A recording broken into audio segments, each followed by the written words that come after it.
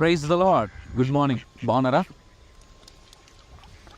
ఒక తండ్రి అలాగే తన కొడుకు కలిసి వారు ఒక ఊరు వెళ్తారంట.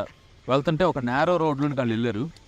ఆ రోడ్లో వాళ్ళు ప్రయాణం చేసి వెళ్తుంటే కొంత దూరం వెళ్ళేటప్పటికి ఒక చెట్టు ఆ రోడ్డుకి అడ్డంగా పడుంటే వాళ్ళకి ఏం చేయాలో అర్థం కాలేదు. ఖచ్చితంగా వాళ్ళు అది దాటి వెళ్ళాలి. సో వాళ్ళు అక్కడ ఆగిపోయినప్పుడు ఇద్దరు కారు దిగిన తర్వాత తండ్రి కొడుకుతా అన్నాడు, అరే నువ్వు కనుక నీ బలవంతా ఉపయోగిస్తే ఆ చెట్టును పక్కకు తోసేయగలవు అని అన్నాడు. అంటే అది కొడుకు చాలా ఛాలెంజింగ్గా తీసుకొని అవునా నాన్న, సరే నేను ట్రై చేస్తా అని చెప్పి వెళ్ళి దాన్ని తోయడానికి ప్రయత్నం చేశాడు కానీ అస్సలు అది కదలట్లా. మళ్ళీ వచ్చి నాన్న నా వల్ల అవ్వట్లేదు నాన్న అంటే ఆ తండ్రి అన్నాడు, లేదురా నీ దగ్గర ఉన్న బలవంతా ఉపయోగించు, ఖచ్చితంగా అది కదులుతుంది అన్నాడు.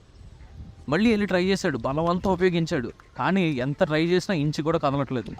ఈసారి మళ్ళీ వచ్చి అడిగాడు, నాన్న ఎందుకు నాన్న నాతో జోక్ చేస్తావు, నా వల్ల కావట్లేదు అది అని అంటే వెళ్ళిపోదాం అని చెప్పి కారు ఎక్కితే ఆ తండ్రి అన్నాడు, అరే ప్రస్తుతం నీ దగ్గర ఉన్న నీ బలం నేను కాదా, నువ్వు నన్ను అడుగుంటే కనుక చాలా ఈజీగా పని అయిపోయి ఉండేది, కానీ నేను నీ బలమైన విషయాన్ని నువ్వు మర్చిపోతున్నావు అని చెప్పి ఆ తండ్రి నాతో చెప్పాడంట. మనం చాలాసార్లు దేవునికి ప్రార్థన చేస్తాం. దేవుడు అంటాడు, నేనున్నానుగా నువ్వు వెళ్ళు ముందుకి, నేనున్నానుగా నేను చూసుకుంటా అంటాడు. కానీ మనము దేవుని బలాన్ని మర్చిపోయి అన్నీ కూడా మన బలంతో మనం చేయాలని ఆశపడతాం, మన జ్ఞానంతో మనం చేయాలని ఆశపడతాం.